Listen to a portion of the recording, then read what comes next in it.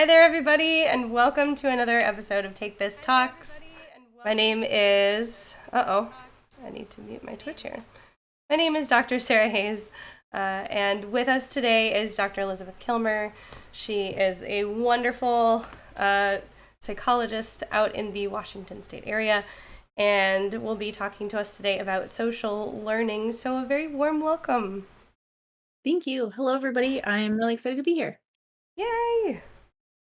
And as always, to our viewers, please know that you are more than welcome to ask questions, and Elizabeth will answer them. I can also answer them. We are here if you have your questions. Of course, we're not your therapists, even though we are therapists.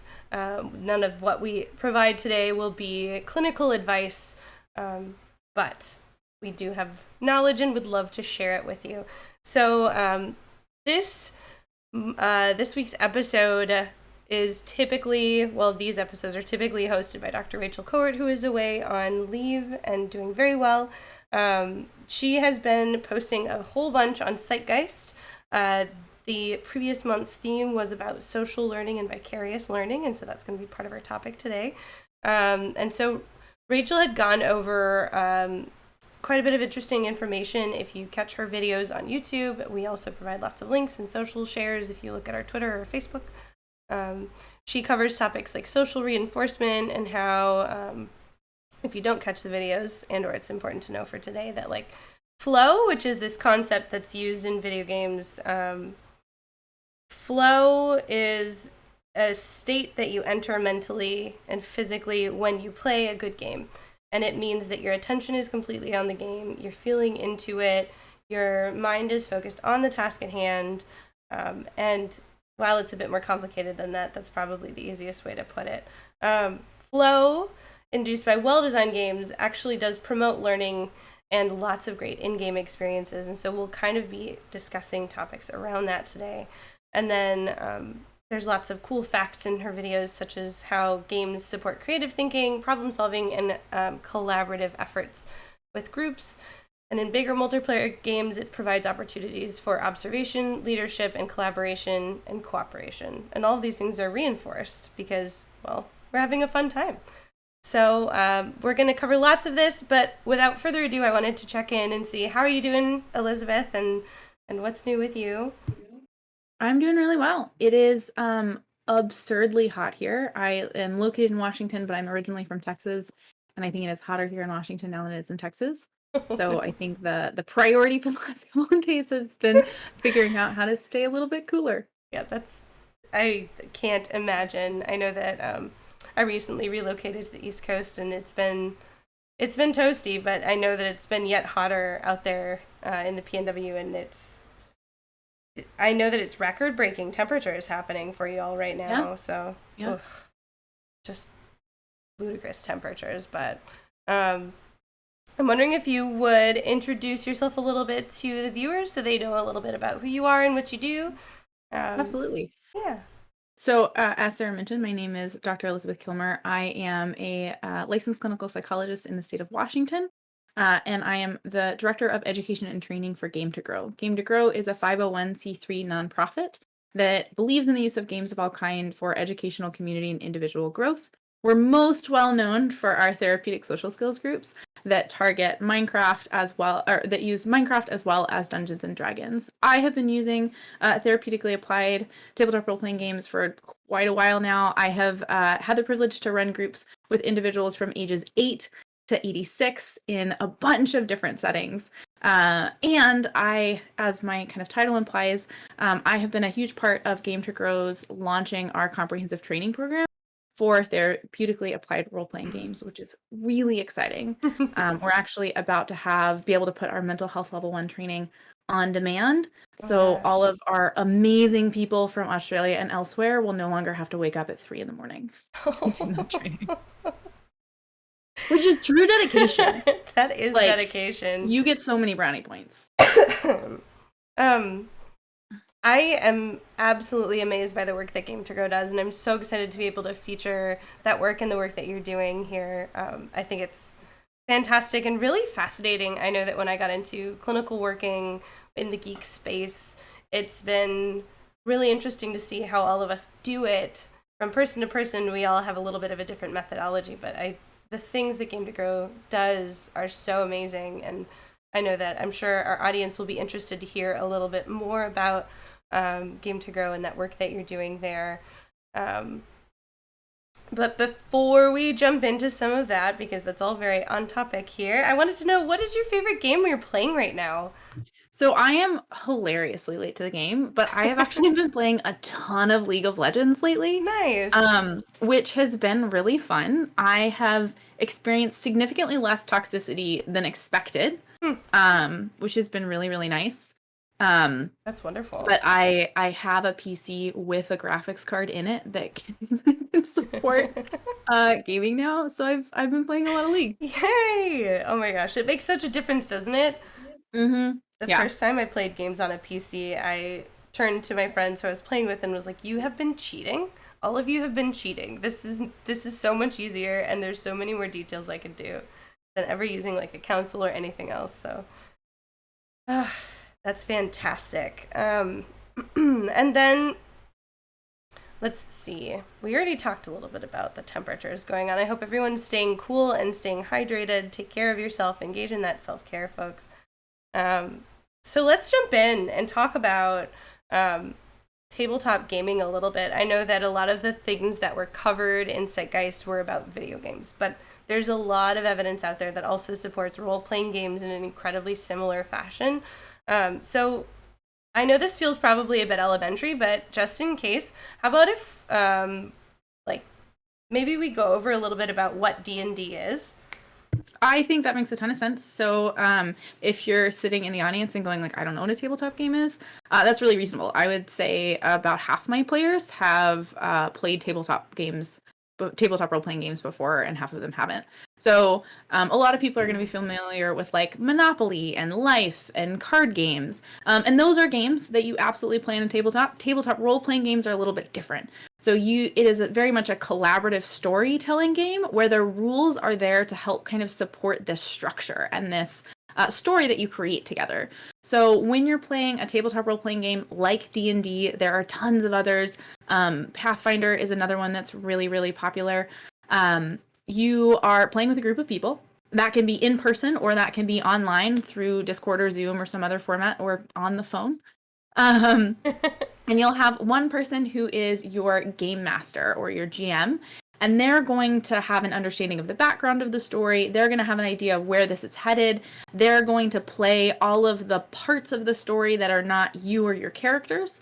And then everybody else around the table is going to play a character. And similar to the way that you might design an avatar to play in a video game, same idea here. There's going to be some stuff that's mechanics, and then there's going to be some stuff that's flavor text. That's the things that your character really cares about, the things that your character hates, the things that your character is good at, the things that your character isn't. And over time, you're going to play in this story, and your character is going to get to level up. They're going to get to grow and change and engage with people. One of the things that I love about tabletop role-playing games is that even if we think about games that do a great job of giving us a bunch of different options for how to interact in the moment, we're playing through the redone Mass Effect right now, and they do a pretty good job of that. D&D has so many more options. You can basically try anything, and then the dice and some of the mechanics are there to support to figure out, okay, did the thing that you tried actually happen? How did it work? Did you successfully, jerry-rig a weather balloon and take it and use that to get off the top of this tall castle? Did you get stuck halfway down? Did it just pop in the middle and now you have to deal with it? So there's tons of options, and the game can go off in a bunch of different directions. But it very much is this kind of collaborative storytelling experience. Absolutely. I know that you and I have had the joy of playing some games together, and it's always just one of those experiences I never want to stop. It's so much fun. If you've never played, I highly encourage everyone to go out and try to find a game to play. There's some options online, or ask your friends if they'd ever play with you. It's fairly accessible these days, and it's just so much fun. And the dice are to help figure out how you did.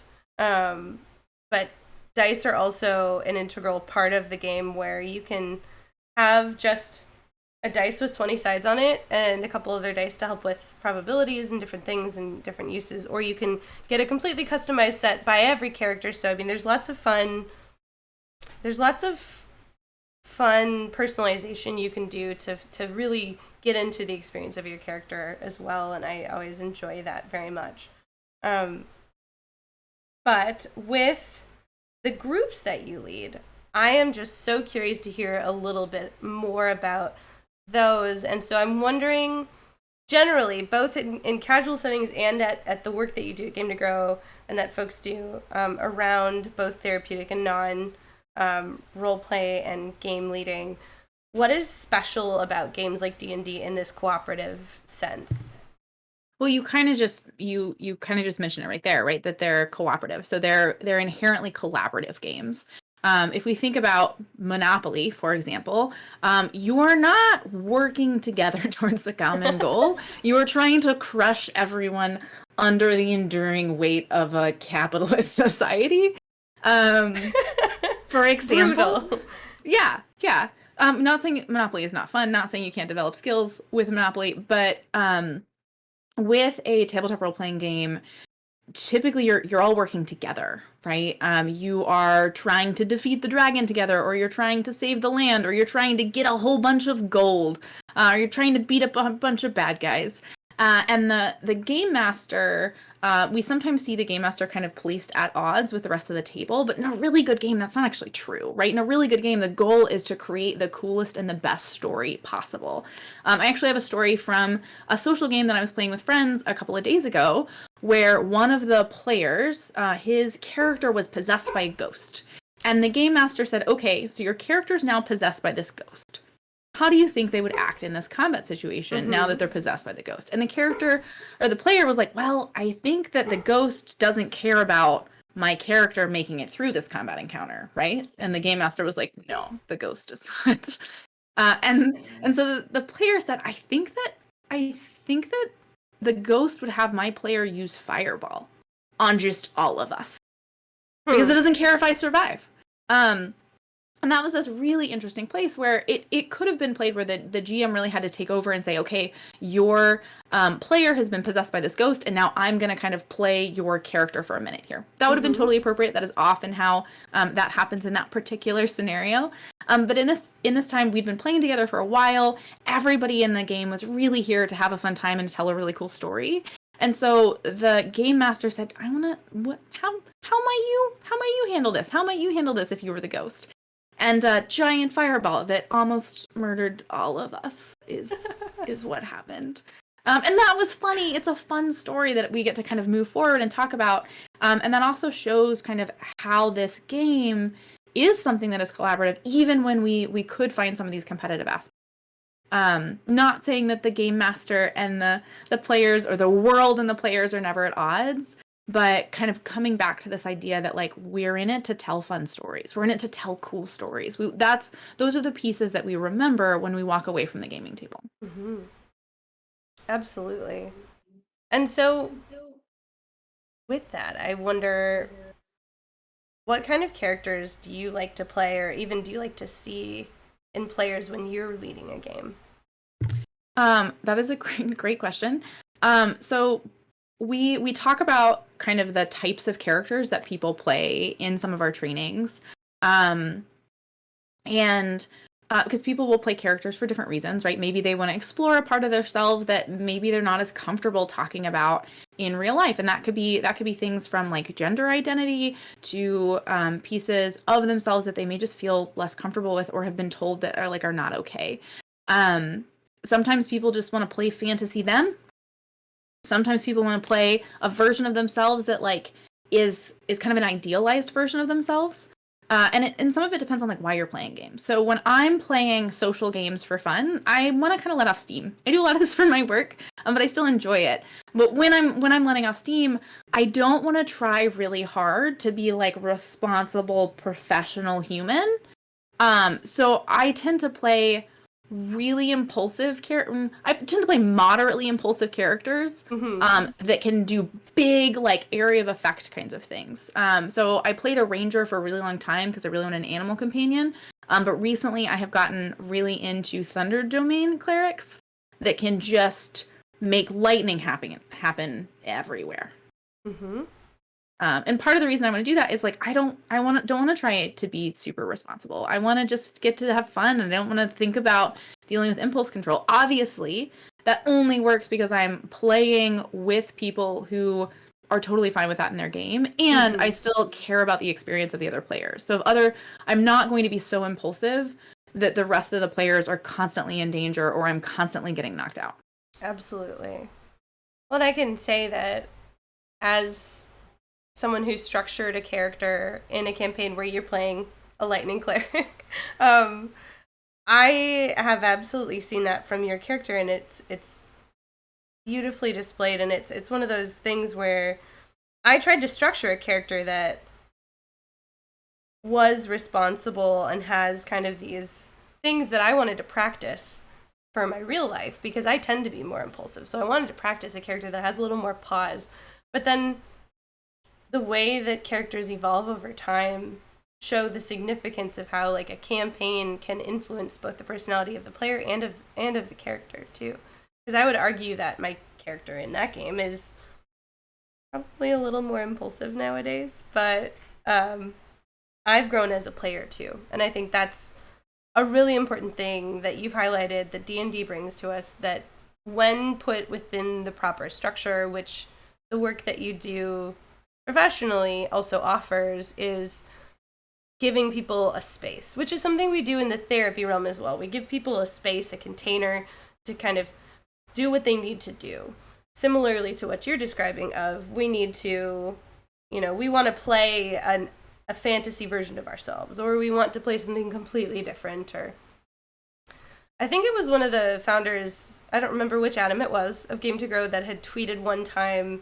He said something to the effect of like, beginning D&D players so often play characters like themselves, but you know that you've been playing D&D for a long time when you want to play like a mop handle with magic, and like that's your character.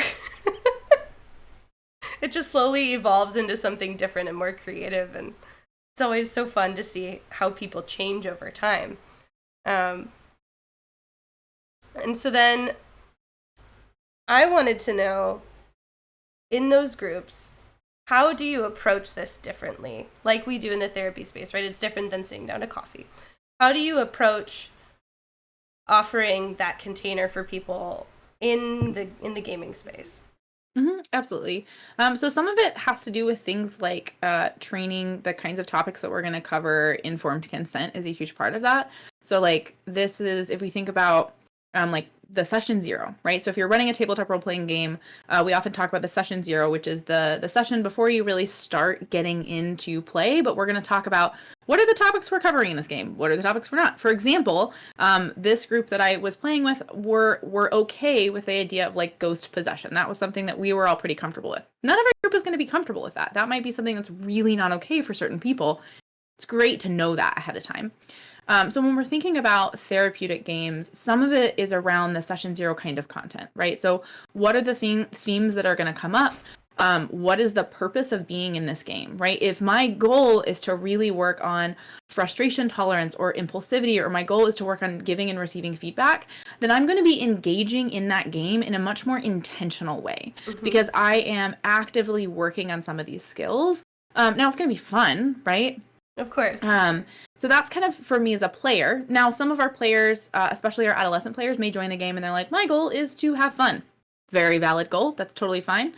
Chances are their facilitator or their parent may have some other goals around how they can have fun in terms of working on building friendships, working on building that collaboration, working on being able to have a lot more of that back and forth communication.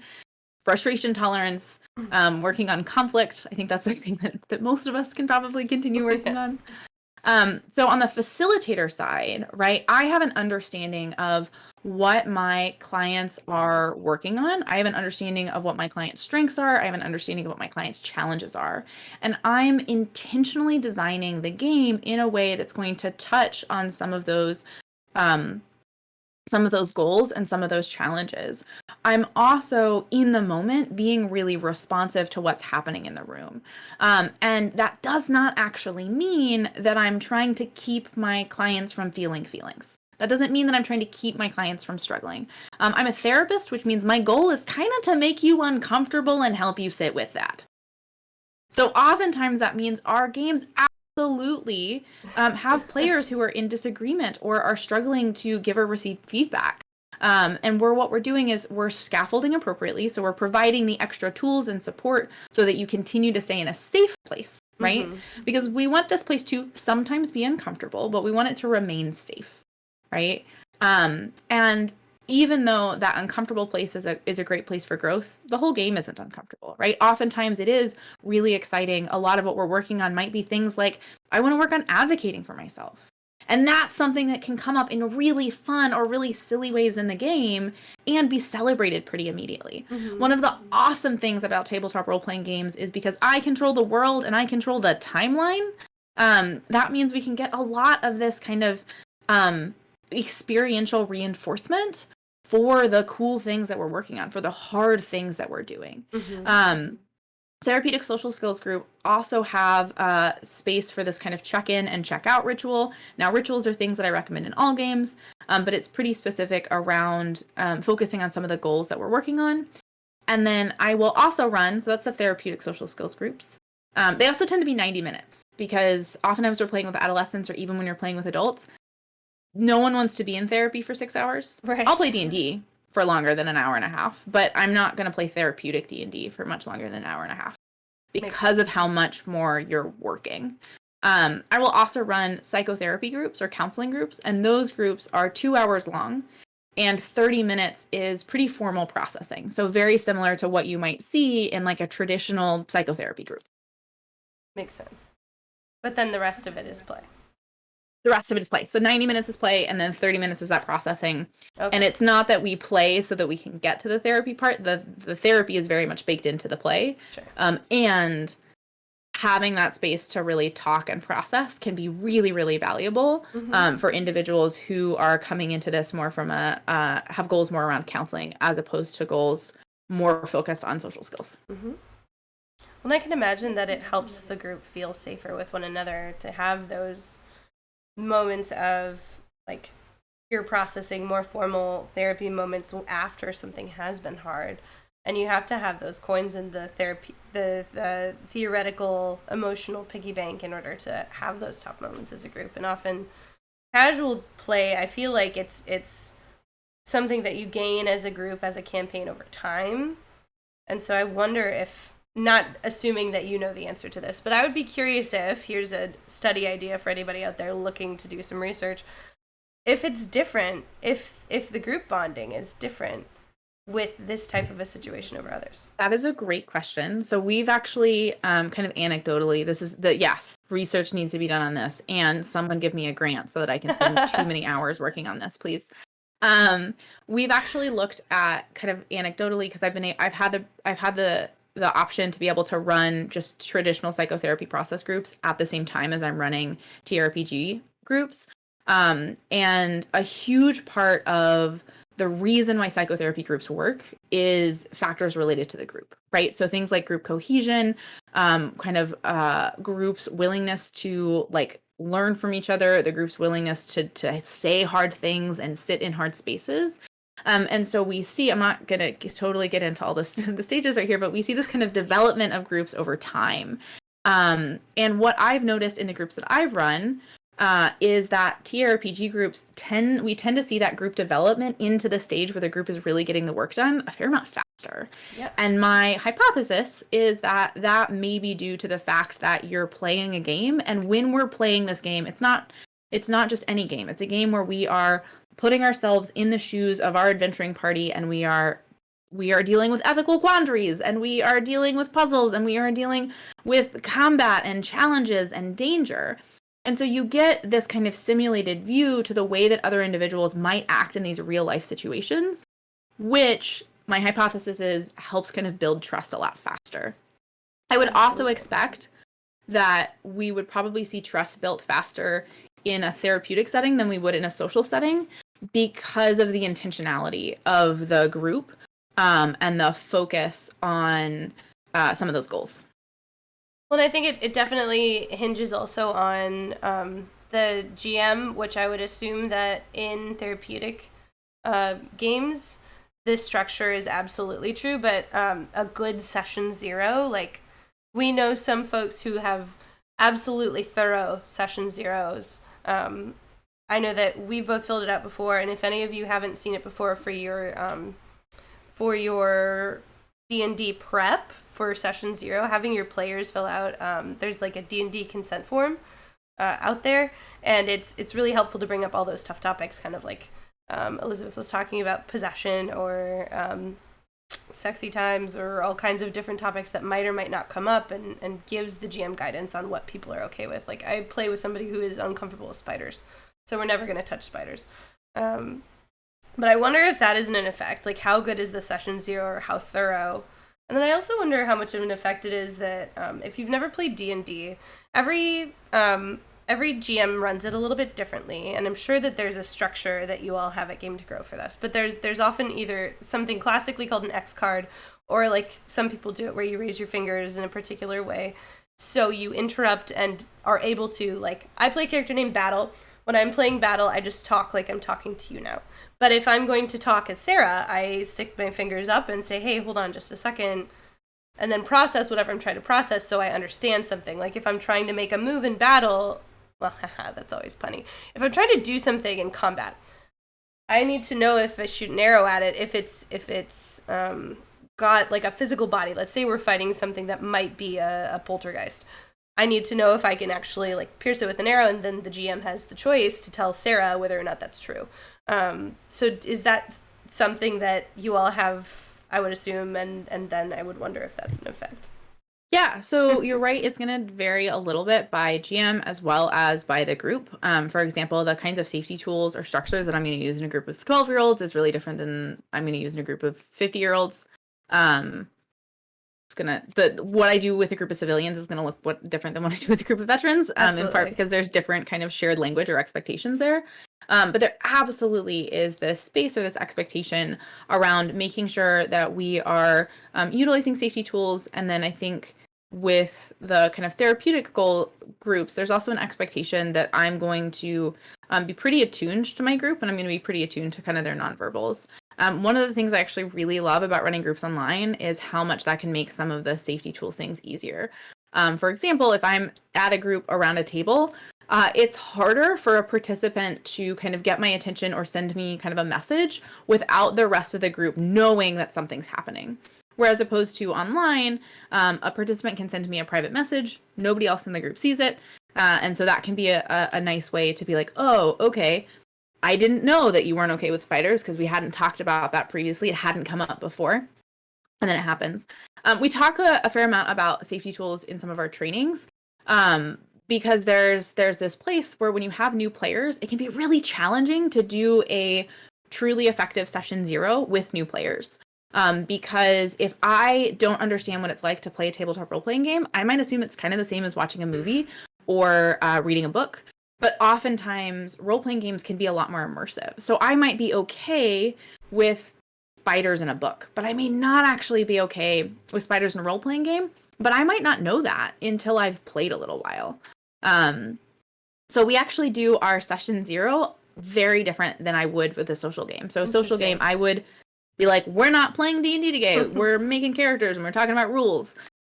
For a therapeutic game, they're gonna play D&D that very first day, with some caveats around the kinds of things they're gonna encounter and the safety tools that we're gonna put in that structure. But part of that is so that we're getting our clients to a space in which they're better able to provide informed consent. So when you are when you're engaging in therapy, we want this thing called informed consent, which means I know what I'm getting into and I agree to it. But if I've never played a tabletop role-playing game before, it's really hard for me to provide that kind of informed consent. And so having some of that experience on the way can help with that informed consent process. Absolutely. And informed consent, as you brought up, I think it's so important to underpin that both in gaming, whether it's a casual social game or it's a therapeutic game, whether it's therapy, whether it's friendship, consent is an ongoing, continuous situation, and it's beautiful to see that baked into the structure of such a thing as what you're describing, because I think that that's incredibly important to help people feel safe and like they can play. Absolutely. Yeah. I appreciate the nomenclature of like session 0, but I also think that it's a little bit of a misnomer because it implies that like we do it before we start playing and then we're done. Mm-hmm. And like that's not really how session 0s work.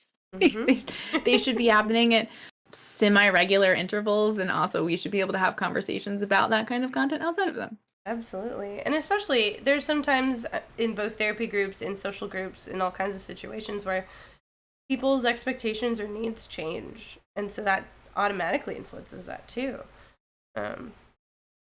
But in chat, please, I wanted to remind that if you have any questions for Elizabeth, please pipe up. A few questions about D&D, a few questions about what therapy and therapeutic D&D looks like, or social learning, or anything else. We are here. And so I wanted to know, because I know that it's incredibly beneficial, and I'm coming from a biased place because I care passionately about this work and know the good that it can do, but I wanted to share and have you highlight the good work that you do. And so I wanted to know, with those groups, what are some of the benefits you've seen of this format clinically or like therapeutically? Or yeah, that was a great question. So we have a paper that we're submitting to a couple of journals right now, and we actually have another project that we're going to get to talk about at the American Psychological Association convention coming up really soon. So some of the things that we're seeing are, I think one of the biggest ones is like a willingness to participate. So oftentimes the participants that we see have been in a lot of therapy, or they have been in a lot of social groups, and they're really tired of it. And they don't want to sit in a circle and talk to people about their feelings. They don't want to do that. They really, really don't. And so this is a setting in which people are actually wanting to come back to therapy. People are actually willing to like engage. When I ran these groups at the VA, which is with military veterans, I would have group members refer other veterans to my group, which is not particularly common in mental health groups at the VA. So that was something that was really exciting, this kind of willingness to engage. So we're still in, I would say, kind of the infancy in terms of really nailing down a lot of the research on this, which is kind of exciting because it's an area of psychology that hasn't been researched to death, which is cool. But some of the things that we're seeing are like, if this is nothing else, it gets people involved in treatment, which is a huge thing. We talk about barriers to mental health treatment all the time because there are so many of them, especially if we think about stigma, if we think about safety. And this can be especially true for individuals who hold marginalized identities. And so having a space in which you can be yourself, but also not yourself, can really help with kind of testing those boundaries. I've had multiple clients who have come out to the group, and sometimes that group has been the first people they've ever come out to. And some of the way that happened was testing that through their character first. So I had a player who said, "Oh, I'm switching characters." We talked about that, and they introduced their character, and they said, "Oh, my character uses they them pronouns." Great. And everyone was like, "Cool, moving forward." And then a couple weeks later, the player said, "My pronouns are also they them." And they'd gotten this experience of the group adjusting to the pronouns for their character. They made mistakes sometimes, but they were really good about self-correcting and continuing forward. It was very clear that that was a respected change for this character. And so the player had this experience of like, oh, I've gotten to see that this group is a safe space, right?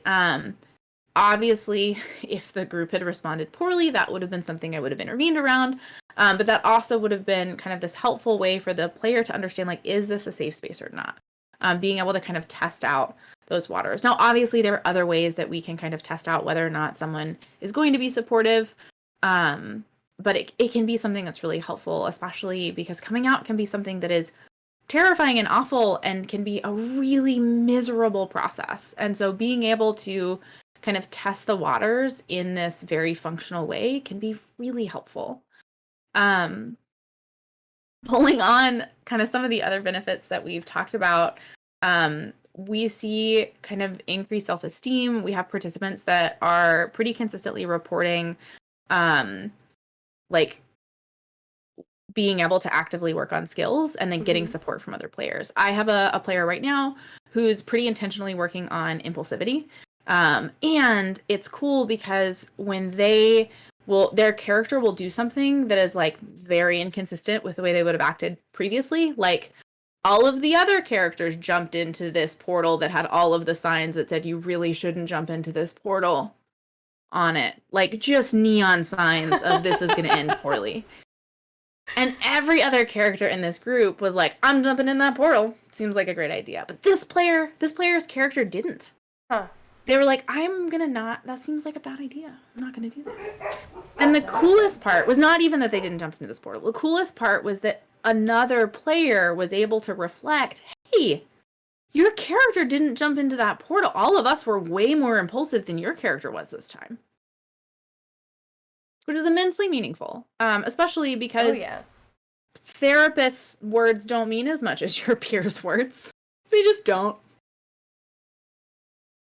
Not even close. And I think it is helpful, that neutral position, but at the same time, like, to have friends or peers point it out, I don't even know the words to describe it. It doesn't feel more authentic, because it's still authentic from a therapist. It's still authentic from a therapist, but I think there is this expectation that therapists are going to like their clients, right? That we've got this kind of authentic and genuine positive regard for clients, which is true. I do genuinely like my clients, and I think there's also this expectation that I am looking for reasons to like my clients, and I'm also able to see a lot more context of my clients. Whereas other participants in the group don't have the same kind of motivation that I do to identify those things that are good and to better understand the context. And so one of the reasons that's really meaningful is that someone positively responding to them in group that's not me is more likely to be replicated outside of group than me positively responding to them. Does that make sense? Absolutely. You always have such a way with words. Thanks. So it's not that I don't care, they think that I don't care, but like we can't expect most people in our lives to treat us the way that our therapists treat us. Right. Definitely a person who is intentionally in our corner. Thank you, Jack Slack, for those bits. Oh my goodness. Someone in chat said one exception to that is spouses. My wife will listen to our therapist say the same thing that she argued with me about the week before. Sometimes that external validation is also a game changer. So, but I think that it's incredibly valuable from a social aspect to have peers who are encouraging, and I would imagine that in that setting, receiving praise from a peer feels especially meaningful when you're trying to work on yourself too.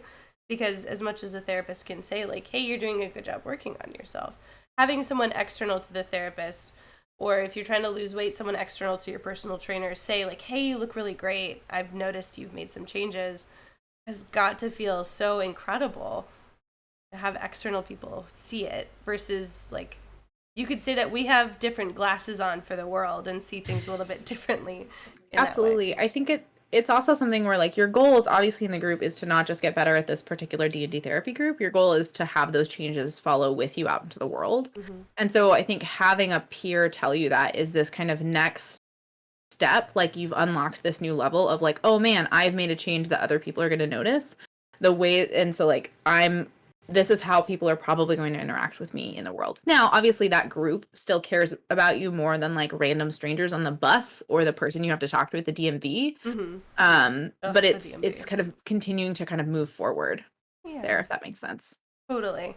Well, it's good. It's a safe place to practice those things and to try them on, like you're saying. And I can absolutely reinforce that I will have clients in a therapeutic hour create a character that is their ideal self, whether it be pronouns or body or gender or any combination therein, powers, etc. And that imaginary embodiment of something that feels more authentically self can be so incredibly powerful. And so I think it's fantastic that is happening in those safe spaces.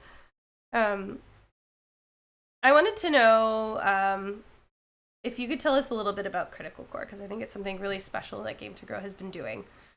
Yeah, so Critical Core is out now.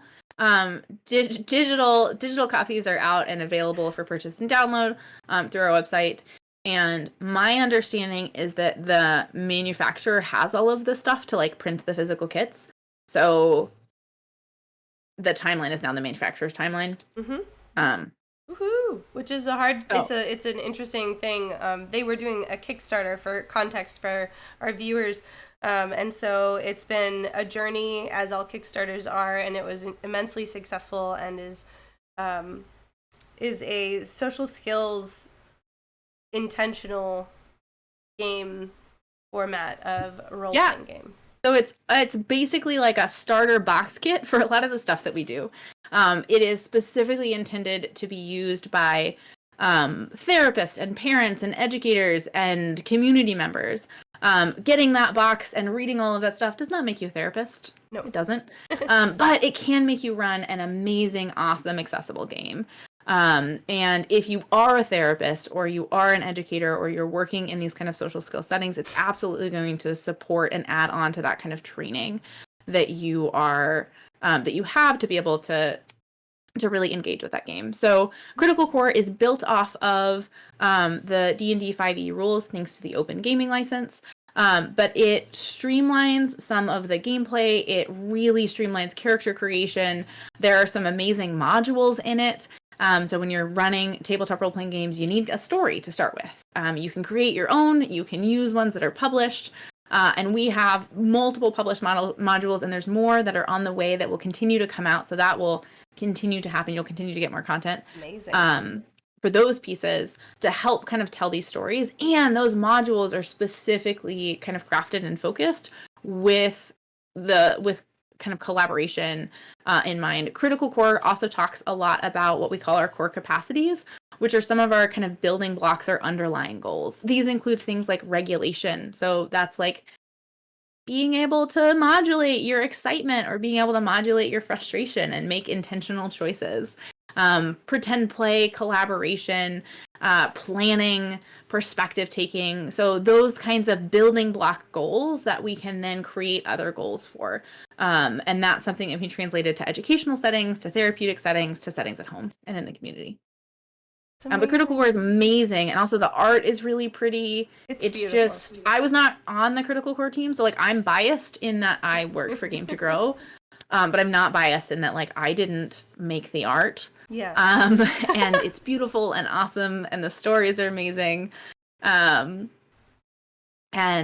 yeah, you should absolutely check it out. But you can find it if you go to our website. You can find it on the like homepage. And so digital downloads are available right now. I'd highly recommend that you check those out.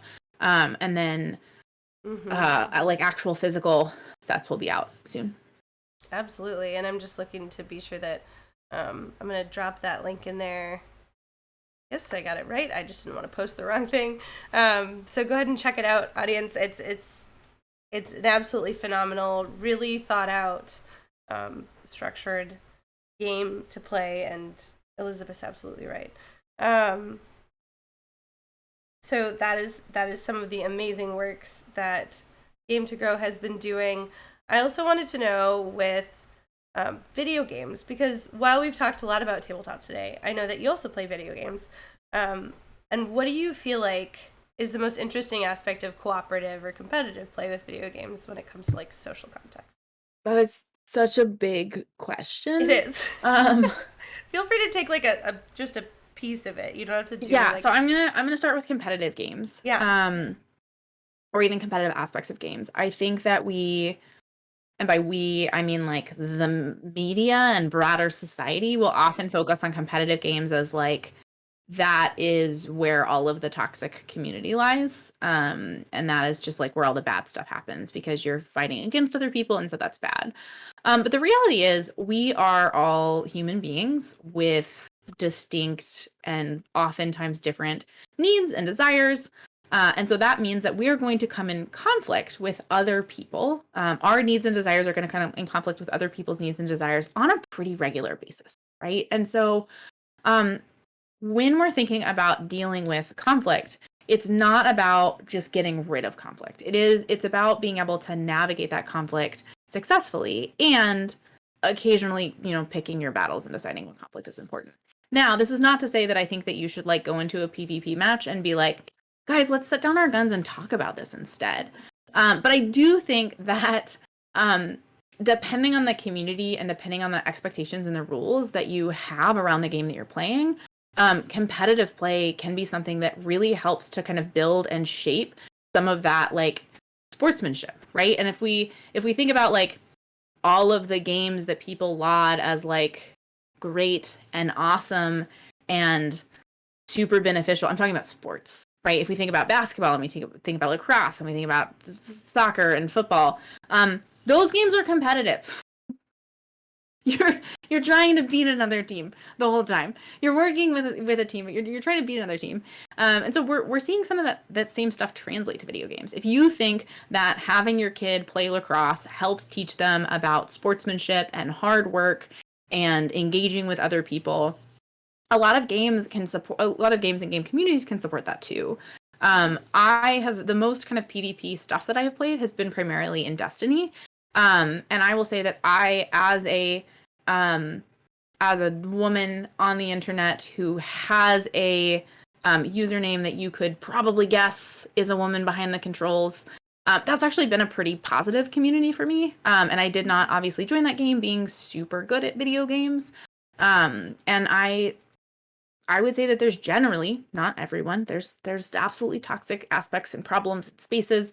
But it's been this nice space in which like I get to kind of practice and try stuff out.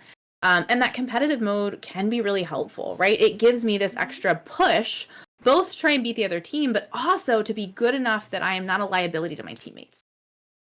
I actually started really enjoying PvP when I got to the place where I wasn't the lowest on the leaderboard on my team. Because that meant I was not just an active liability the whole time. And that was this extra kind of cool place for me to kind of push and learn. That's a different kind of motivation than we see in like player versus environment kind of settings. Does that make sense?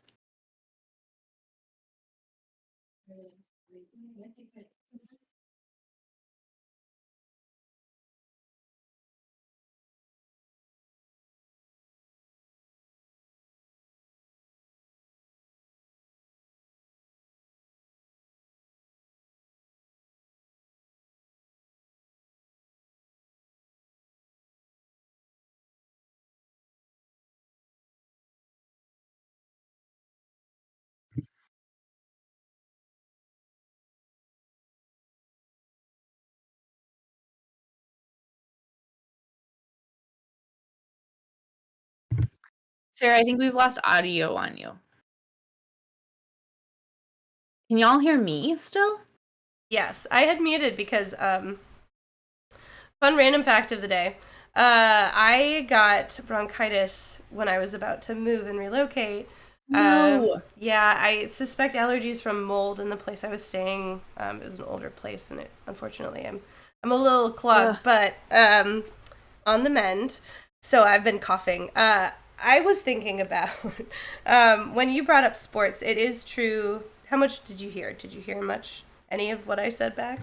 I'm assuming they didn't hear anything about what you said about sports. Cool. I know you heard it because it was in the Discord chat. So I was thinking about how with sports and then with games, sports require a physicality. And so when we are engaging, it showed up on the captions. Great. When we're engaging on a sports field, running is going to be very different from pushing buttons or using a strategy, sort of like in League of Legends, which the way you strategize across the field and attack enemies is going to be different person to person. And while there's strategies like chess, it's still a little bit different, and each person has their own unique style, but it's different than physical ability to like run. Yes, and I will tell you that my partner is so much faster and better at target acquisition, like visual target acquisition. Like when the screen changes, I'm thinking for like first person shooters, when the screen changes and like I'm moving, like it takes me so much longer to identify like who, especially for PvP. I'm like, is that my friend? Is that not my friend? And then I'm dead.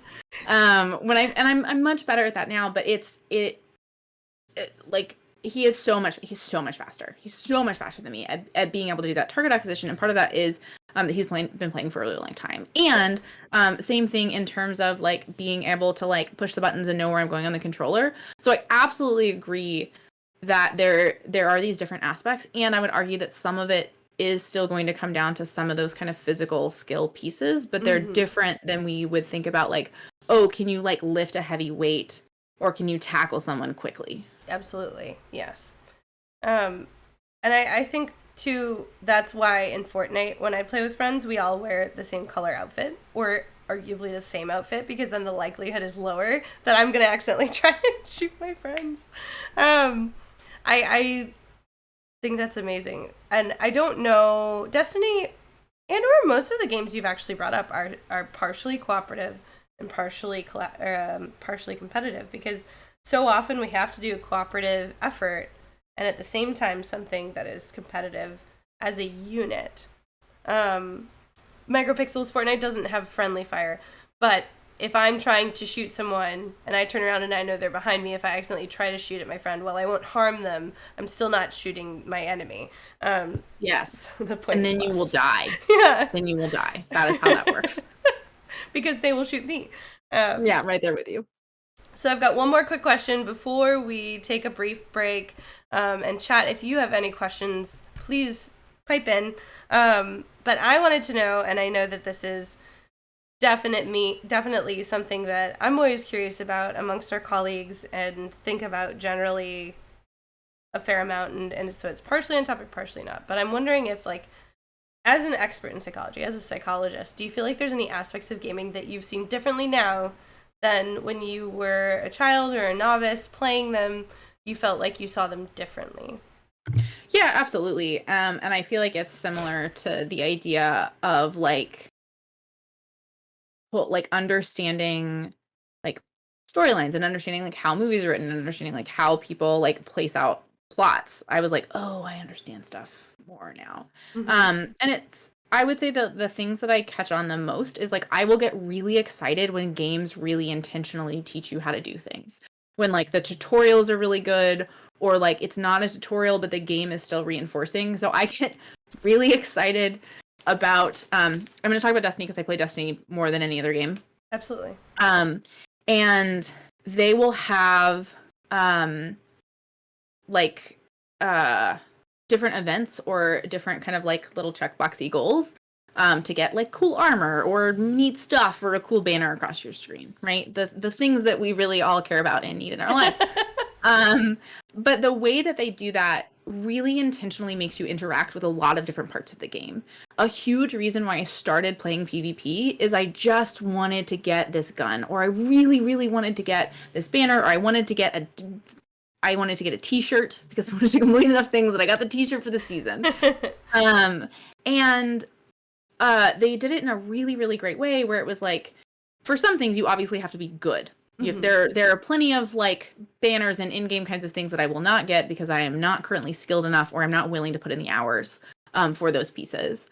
But a lot of the kind of basic stuff is you have to play 10 games of Crucible, which is PvP.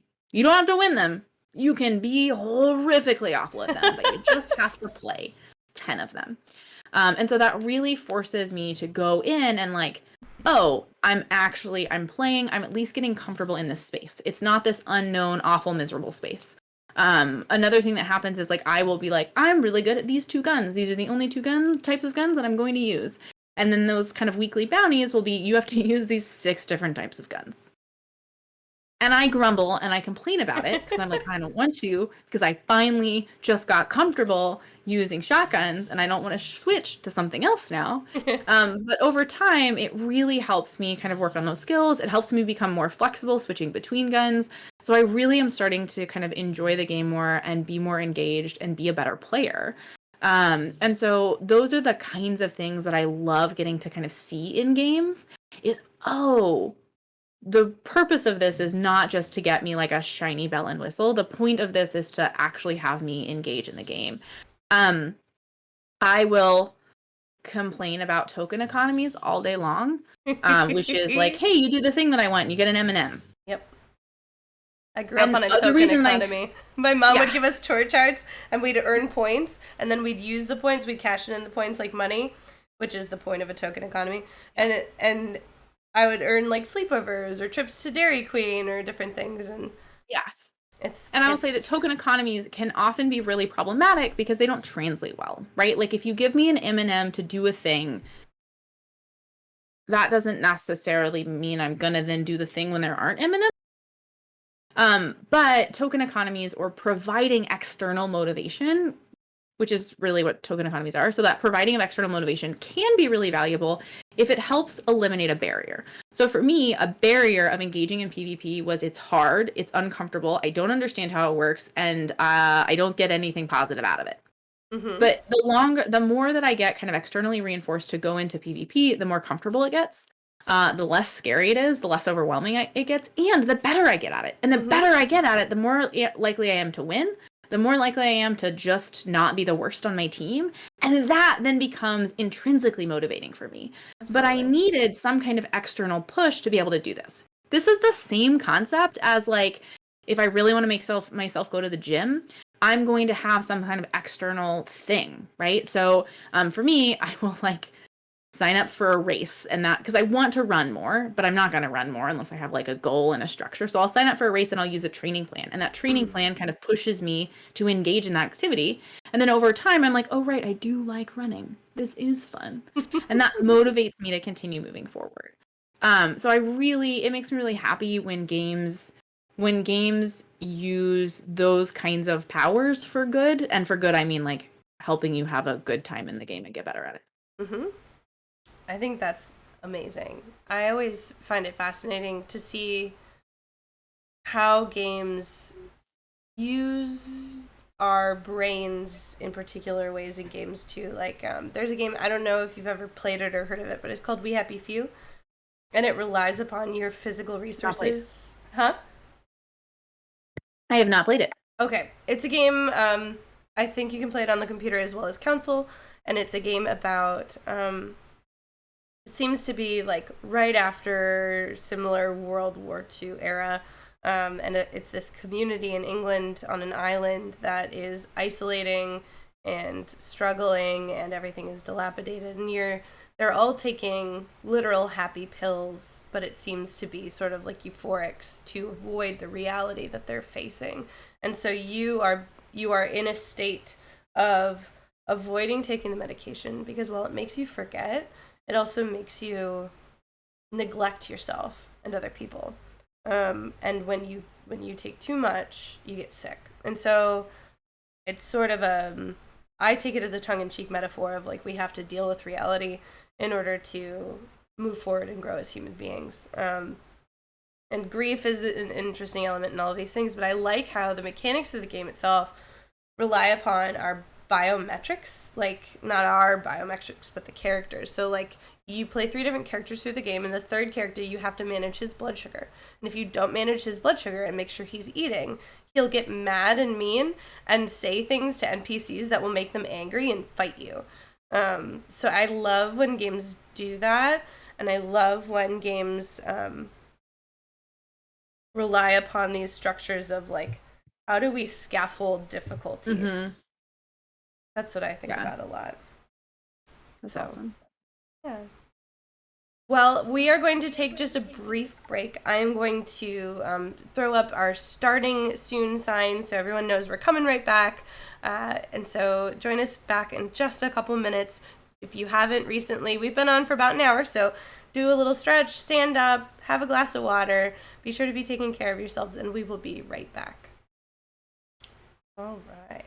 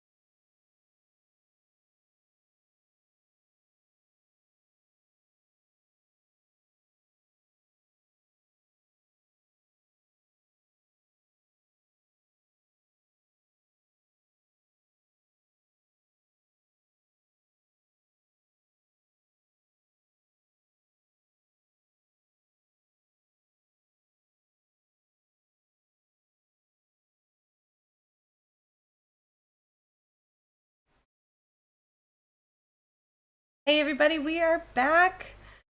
Thank you so much for joining us today. We are doing Take This Talks. We have Dr. Elizabeth Kilmer here with us, and we have been chatting about social learning and games and Game to Grow, and the amazing work that happens at a D&D table as well as in real life.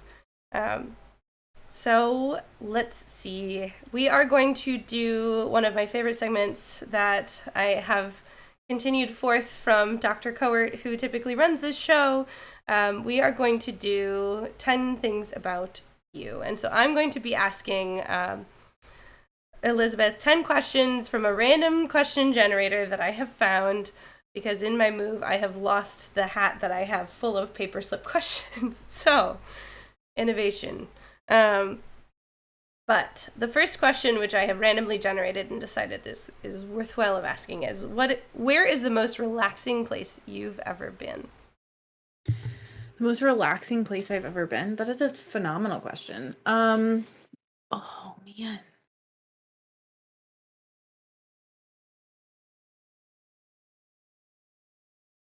I really like skiing. My mom was a really big skier. I learned to ski as a kid. And I haven't gotten to ski a ton in the last couple of years, but because I moved up here, we now have a ski mountain about an hour and a half away. So I think like the most relaxing place for me is at lunchtime, and it's been for this last year, because typically at lunch when you're skiing, you like go inside to a lodge and you sit down and you like enjoy, and it's warm. Take a break. But because it's because COVID, we're not going inside buildings. I wanted to go skiing, but I also wanted to make sure that it was safe. So it was an outdoor activity. Everybody was masks. You're far away from each other because you're literally on skis. But we would start like sitting outside the lodge, like just like in the snow, and I would have a backpack with like snacks and stuff. And I would say it's not like the most necessarily restful place, but it was this like really peaceful kind of relaxing time, especially because it meant that I was like there with other humans. I got to go with my sister and her partner, which is I haven't got to see a lot of humans last year. So I got to be in snow. I got to be doing a sport that I loved, and just like hanging out and existing on the mountain, sometimes feeding birds. That sounds beautiful.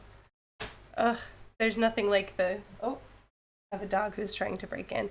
There's nothing like the relaxing experience of being in snow clothes in snow. Growing up in Minnesota, I definitely had that experience where you're sledding and you're tired and you just sit down in the snow, and it's like the quiet is always nice. I can totally relate to that.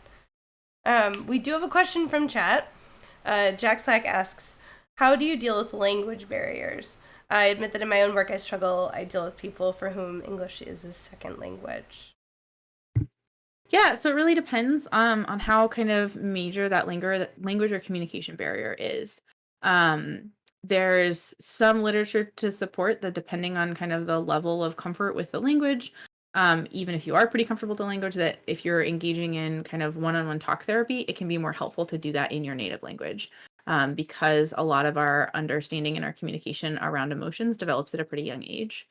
And personal preference is really more important than that, than being like, oh, I have to because I'm a native Spanish speaker. I must talk to a therapist who speaks Spanish. It's more important to find a therapist you connect with. But that's a factor.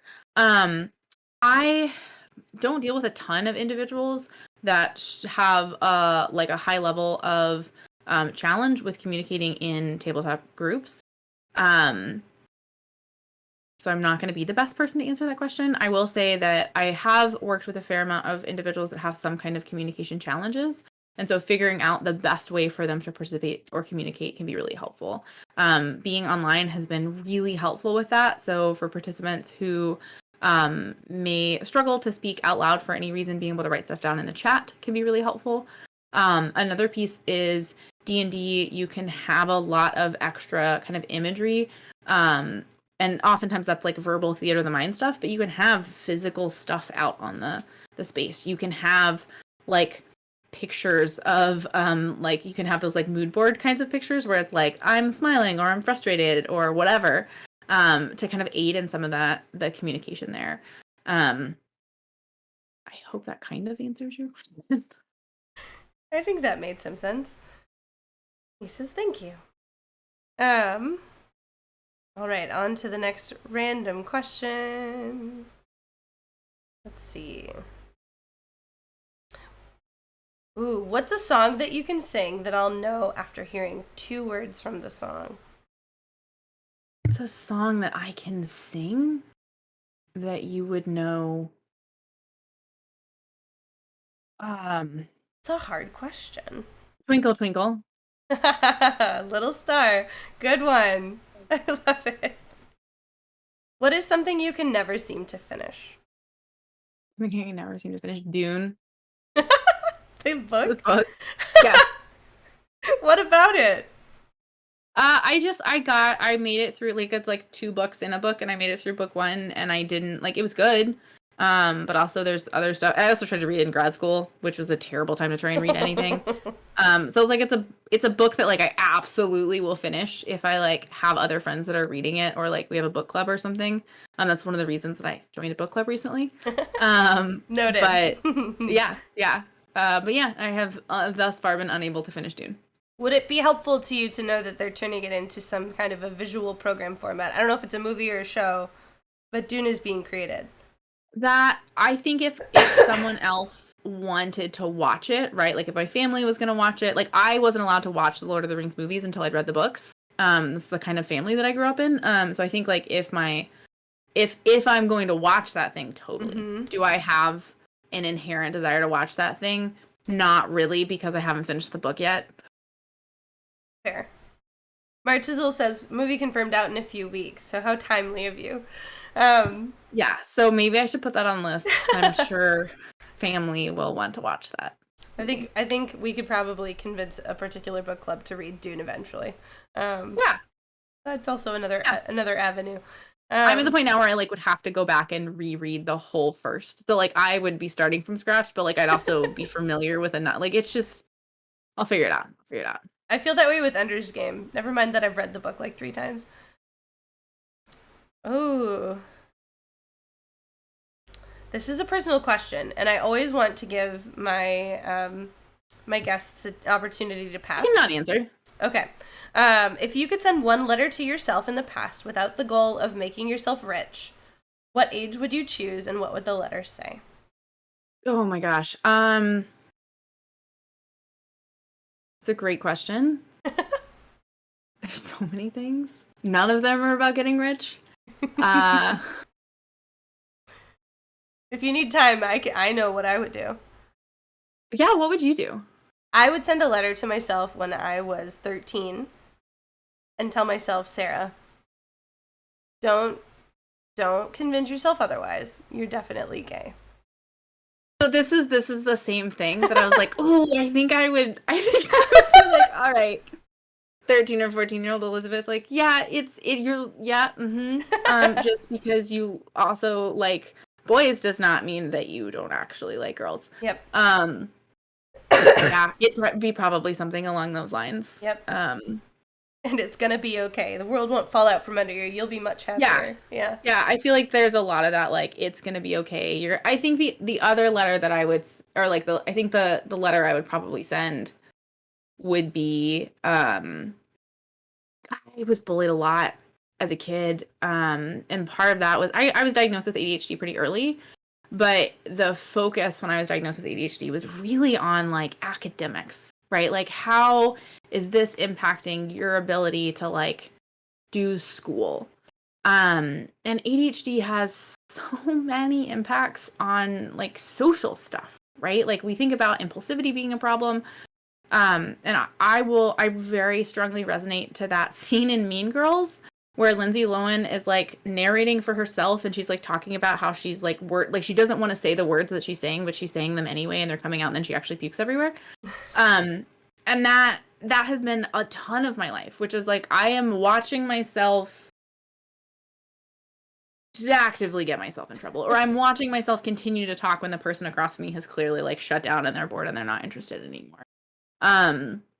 And I didn't really learn about how much ADHD, or, like, how the struggles I was having with a lot of social engagement and social connection with other people was related to ADHD. It wasn't just this thing that I was dumb and I hadn't figured out how to do yet. It was like, oh, I have these extra challenges in my brain that are making it hard, right? And that, like, when I knew that ADHD made it hard for me to like turn in my assignments on time and remember them and like focus, my parents were great.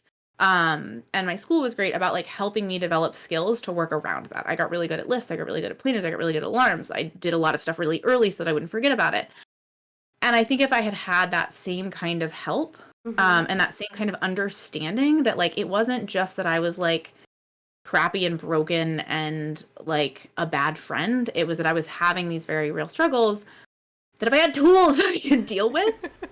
So I think that's probably, I think the sexuality letter is like a runner up to that, because the ADHD stuff, like I didn't learn about that until almost grad school, really. And that had a really profound, like that had it, I was bullied a lot, like 3rd through 6th grade, and then I went to a bigger school and I made friends and it was much better. But it was still something that I really actively struggled with, still struggle with, but at least I have a lot less like I'm beating myself up about it a little bit less, because I'm like, oh, this is a thing that I struggle with, so we're gonna have tools, and then you're sometimes still gonna be bad at it, and that's okay. Yeah. I can deeply So relate. ADHD impacts your social life. would be my letter. It does. And that there's hope, and there's other people out there who have similar interests and experiences. And I was diagnosed when I was in my doctoral program, and I hit dissertation and couldn't write it, and needed support. Those skills would have been great. I feel like we would have very similar letters.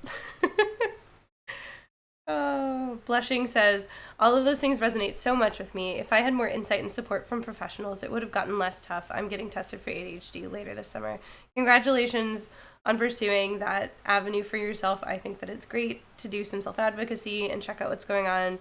Brains are weird and usually dumb, and try to run funny programs all the time, whether you're neurodiverse or neurotypical, and it's really good to learn more about yourself and how your brain operates. Let's see. What movie has everyone else seen, but you haven't? Like most of them. I literally have a list of movies and TV shows from my college roommate, because she was appalled at how little I had seen, that I have not done a great job of actually working through. I will say that one is that's actually super relevant to my field. Is if you know anything about tabletop RPGs, you probably know about the like Satanic Panic in the 80s, which is when similar to like, rock and roll is obviously destroying the youth, and video games is going to turn everyone into a horrible murderer. D&D obviously causes you to worship the devil. Of course. Not true. That's part of the Satanic Panic. But there was a movie called Mazes and Monsters, starring, I believe, Tom Hanks, that I think is a terrible movie. But I haven't seen it. I haven't seen it either. We should watch it. We're going to have a watch party at some point. Yes. So it's going to happen, because it's free to watch on YouTube. Perfect. So that's one where I'm like, professionally, I should see that movie. But there's also most other, like I've seen like anything in the MCU. I'm caught up on that. Everything else, probably not. I know in school we were forced to watch Memento and Sybil a lot. Not seen either of those. I watched a lot of The Princess Bride. That was like when our theater teacher was like out. That was the movie that we watched. I love it. That's just over and over. Movie. It's a good movie. We were forced to watch Sandlot in math class every year. My senior year economics class, 2 weeks before finals, and none of us even had finals because we'd like done AP tests and stuff.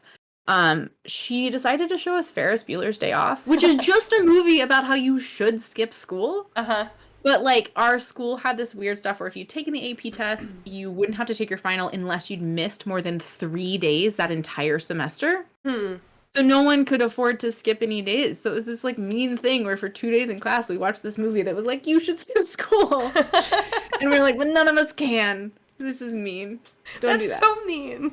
Don't do that. Teachers out there, make a variety of movies, please. And don't show Ferris Bueller's Day Off.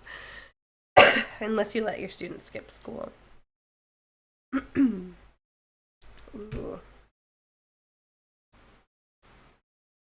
Okay, that's nope. Some of these are getting political, and I'm not about that right now. Okay. Who besides your parents taught you the most about life? Besides my parents taught me the most about life. I don't know. I've been really lucky in that I've had a ton of like really awesome supports and role models in my life, which has been really cool. I think so I helped run a children's theater when I was 16. I worked for someone who was a professional costume designer and also ran a children's theater, so I got to costume shows with her. I got to help run the children's theater.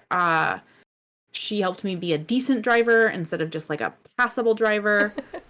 She actually ended up like stage managing my wedding because I was like, I can do this all myself, and I was wrong. Um, I think I think she's probably the one who's probably taught me the most other than my parents, just because of how like and some of that was very much like throwing me into scenarios and situations that I was totally not prepared to handle or deal with. But I think like her and being around her has probably taught me a whole lot about life. That's amazing. Yeah.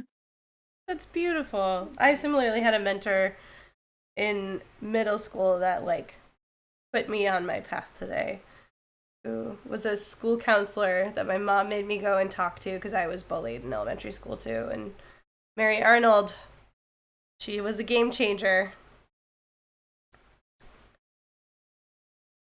Ooh, which book has had the most effect, in your opinion, on the modern world? Which book has had the most effect? I mean, I think the book that's had the most impact on the modern world is probably the Bible. Um, it's probably what I would say. That's fair. Now in terms of like the book that I care about the most, or that I want to have more of an impact on the world. Um, oh man, I don't know. There are like books that I feel like everybody should like read, but I would agree. mm, Or I maybe don't know if the even, Bible's fair to say. I think that's a very like I think that's actually a really that's an opinion that I have based on my experiences that don't actually represent the whole world. So I would expect that the answer is a religious text. yes, But it may be like the Quran. Um, that would make sense too. I don't know. I'm expecting it's a religious text because I feel like those are like the ones that are often the most widely read and published and taught from, for better or worse. I'm not actually giving any opinion about any of those books, Right. in particular. Just that would be my guess. That would make a lot of sense to me. I think I would be curious about what you think. I know I have a couple opinions on if we were to ask like media source or like movie or TV show. I feel like I have ideas about that. Like Star Trek is where we got the tablet, where we have the idea for cell phones, where we had Yeah, the idea like it had the first interracial kiss. yeah. Um, Star Trek is huge. mm-hmm. I would like to like I feel like I need to like phone I have a friend who just finished his PhD in like media studies. Uh-huh. So I What do you like to think? phone him. Because I part of me living under a rock and not having seen a lot of movies and TV shows is that like I don't know what impacts people the most about stuff. That's fair. I also think War of the Worlds by Orwell, the radio show. Yeah, absolutely. Well, especially just because like how like when that was read over the radio Mm-hmm. would be a huge part of that. Huge part of it. Okay, I think we're about halfway through the questions. This next one is a long question, so hang with me when I read it because it's kind of redundant, but I like it. If you could airdrop anything you want, worth $2 million or less, anywhere you want, what would you airdrop and where would you airdrop it? Oh, if I could airdrop anything $2 million, can it be like Anything. a living thing? Sure. Um, my parents are about to drive across the country with their dog that gets carsick to come visit me and my sister. Oh. And I think I would just like to airdrop like their entire house with them and the dog in it, like here. That's amazing. I wonder if the dog would get house sick. I'm assuming that this is like Magic. I don't know. I'm assuming this is magic. This is magic. That's amazing. It's definitely the most selfish answer I could have given, but that's my answer for right now. I think that's a fantastic answer. I like that answer. I think I would also airdrop, like, fresh water to Flint, Michigan if it weren't from a personal answer, and I was trying to think of, like, what's something I think I was like, what are the things that are currently in museums that shouldn't be there and should definitely be? That's excellent. Like, those are some things. I would airdrop some of those things. And put them back where they belong. Yeah. Oh my goodness. I love it. What do you think the next big technological advancement will be? Man.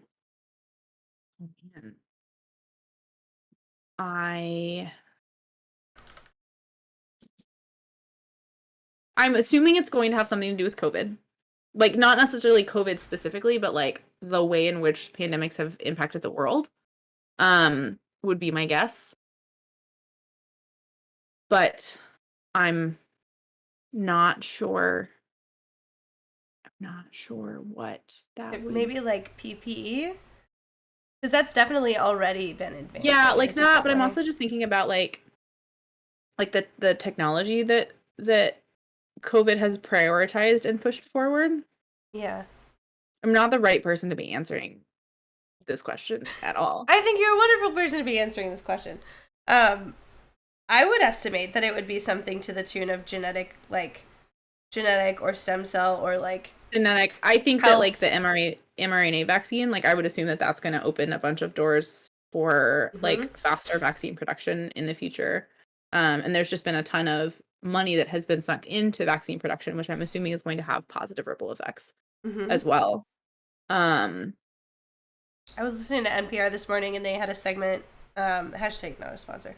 They were doing a segment on how they are putting this particular type of lab engineered cell inside of the body for the first time without adapting it to a specific use. So like it's usually... Oh, this is different than the NPR segment I listened to. Really?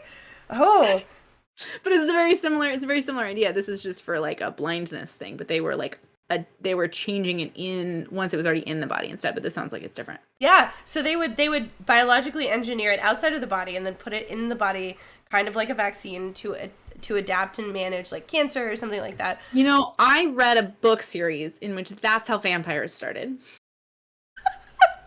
I mean, and we got sick from what is COVID's source? Oh, a virus? Yeah. It's from like unsanitary conditions related to animals. Most of our major illnesses come from animals or like are uncurable. Oh yeah, like well, or whenever we have like a big E. coli issue, it's because like the truck that delivers the cantaloupes to the store also delivers the cantaloupes, the like old cantaloupes to the cows, and then it rolls through cow shit, and then cows cantaloupe. Cantaloupe and E. coli cows. gets from the cantaloupe. Today we learned. I had no idea. Oh my gosh. Yeah, well, let's hope that's not vampires because now they've put this unprogrammed into the body and it's actually helping course correct liver problems. So to be clear, the way that this book series went was that this was actually developed in Atlantis before Atlantis fell.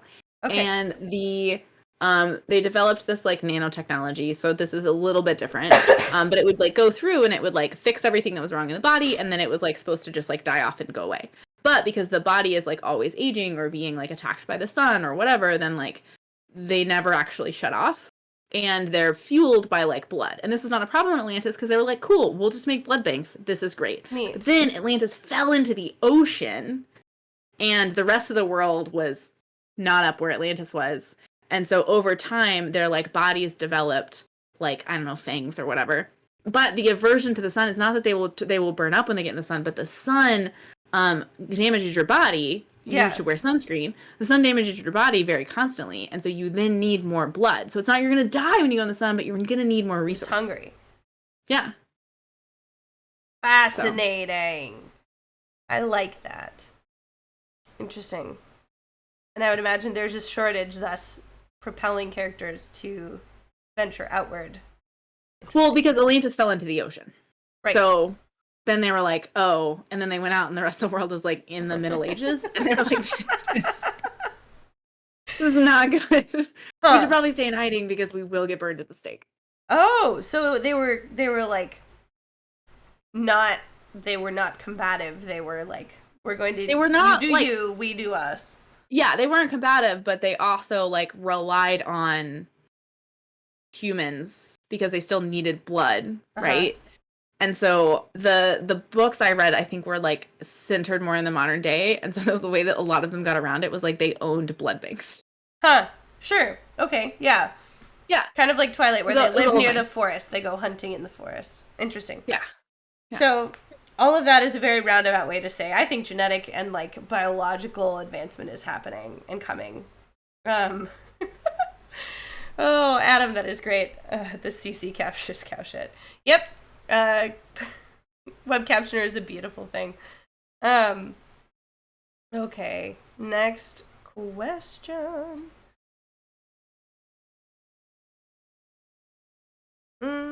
I don't know that we can do an ethical conundrum. What's the funniest thing you've seen a kid do? Funniest thing I've seen a kid do? Like in a game? Like ever. Anywhere. Ever? Is this too hard of a question? It's too hard of a question. Okay, we can go to a new one if you want to. I feel like I need a more specific prompt for something like that, because I definitely see kids do funny things all the time. I can tell you a funny thing that my dog did. Yes. Today. I'm here for the funny dog things. Basically a kid. So she got to go over to her best friend in the world's house. So my dog's name is Badger, and her best friend in the world's name is Abigail. And obviously when you go to your friend's house, their toys are much more interesting than yours. So she finds like a tennis ball, but it's like a squeaky tennis ball. So she's holding on to this, but Abigail is like, oh, I now care about this ball because my friend Badger has it. So they start doing this like effective like game of operation where they're like, Badger is holding on to the ball and Abigail's like very gently trying to get the ball out of Badger's mouth, but Badger is a pit bull and her mouth is big enough that she's like holding onto this ball pretty well. But then whenever Abigail gets the ball, Badger gets the ball out of her mouth by licking the roof of Abigail's mouth, which is a really unpleasant sensation, and then Abigail drops the ball. Why? It's funnier on video. I really should have brought that in today. Oh no. But that was the funniest thing that I've seen. That's hilarious. I love this. It was so like quiet and like they were so slow about it. Meticulous, intentional. Yeah, very meticulous. Huh. Because there's like if it's a ball, you can't just grab onto it because you're gonna like hurt them. Yeah. So. Huh. Well, with the pit bull mouth, it's like there's a lot of mouth going on, and there's probably not as much ball. She had some jowls. Yeah. Abigail was also trying to nose her jowls up out of the way. This is great. Oh, how really sweet. Yeah. Ugh. Okay, what movie trope annoys you the most? Probably like the general category of movie trope that annoys me the most is like when women are useless. To be totally honest. I think like more specifically,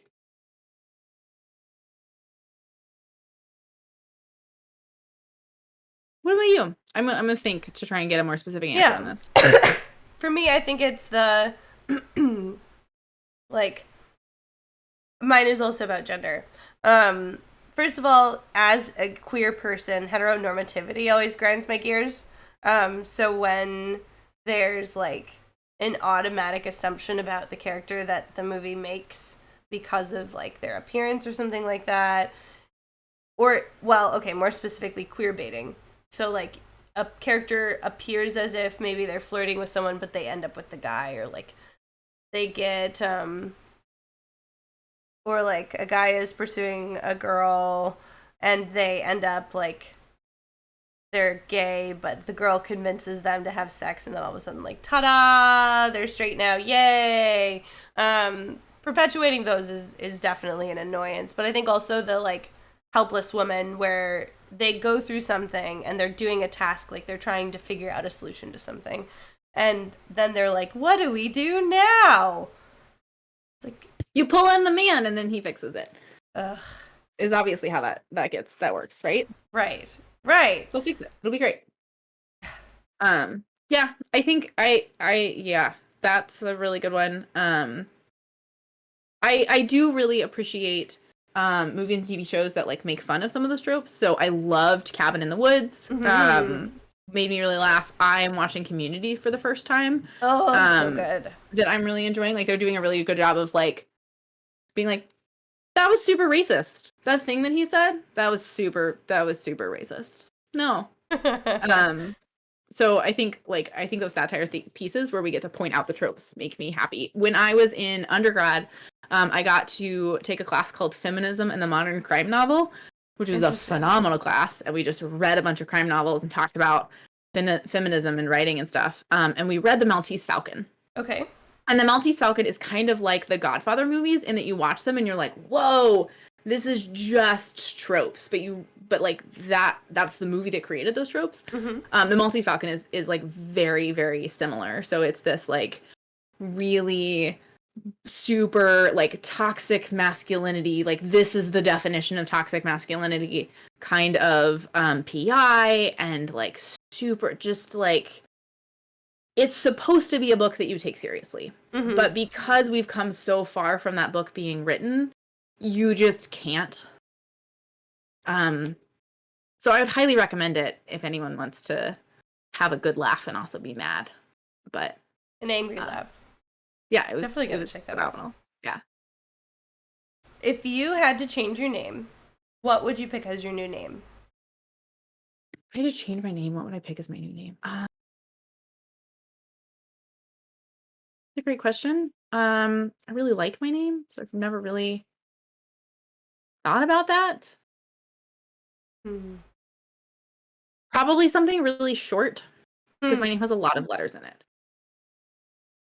That's fair. And probably something a little more androgynous. That's a good. That's all I got for you. What about you? I don't know, but I would have a nickname. Because Sarah's a name, I think I have the opposite problem. Sarah's a name where, like, I guess Sarah, but that's kind of awkward. It doesn't really roll off the tongue. I would love a name with the nickname. Elizabeth has a lot of nicknames. Yes, it does. I love it. Uh, and yet, I've always known you as Elizabeth. And your full name is lovely, and it's a great name.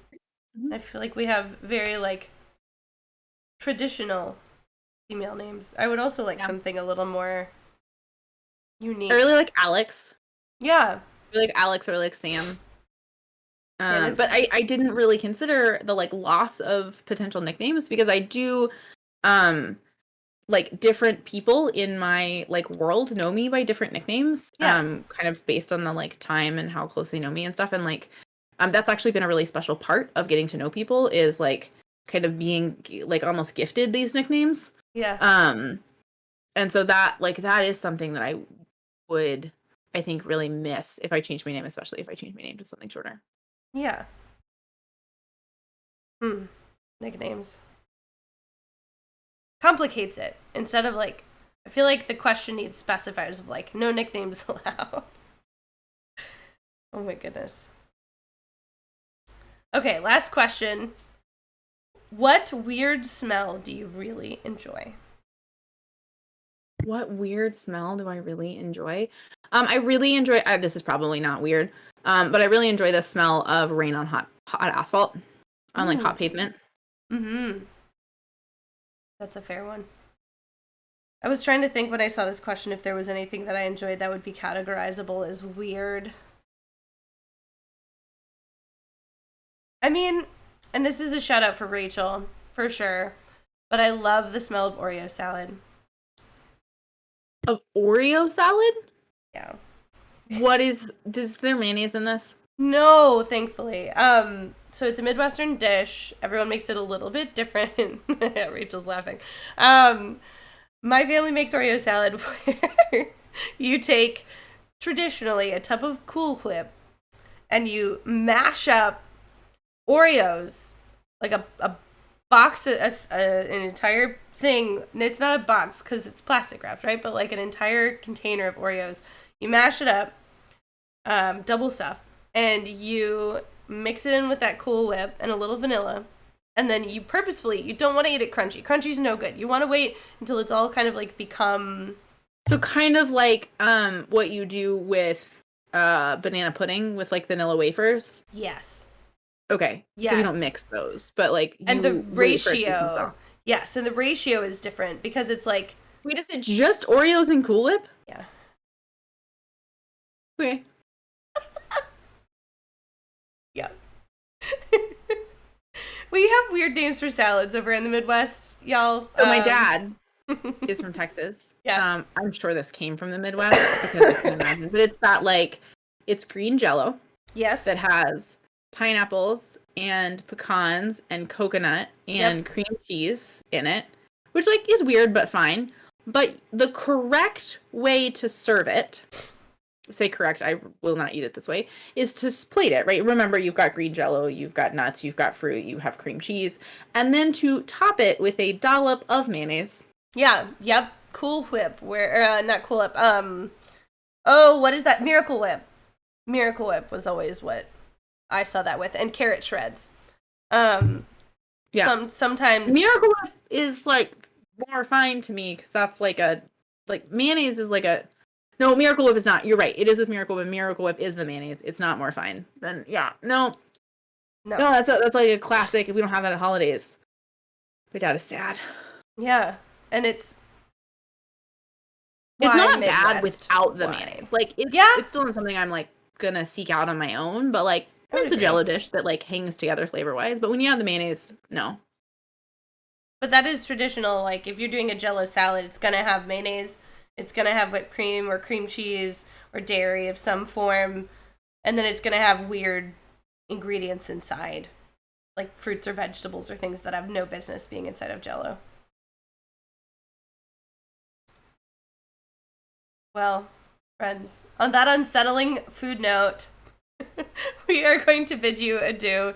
Thank you for joining us for Take This Talks. Thank you for hanging with us and talking about social learning and all of the fun things and letting us get to know a little bit more about you, Elizabeth. Can you tell us on our parting what places or events that people can find you at and what your socials are so we can all share the love? Yeah, absolutely. So if you're interested in learning more about tabletop role-playing games and their therapeutic applications, please check out Game to Grow. So we have a comprehensive training program for mental health professionals, educators, and community members. The mental health professionals level 1 is about to be launched on live, so you'll be able to watch it on demand as opposed to just in person is on via Zoom. Provided that like things go acceptably, I will be at PAX West, which is really exciting at the end of September. But you'll see me pop up if you follow Game to Grow kinds of stuff. You'll see me pop up before then. So I would highly recommend following Game to Grow.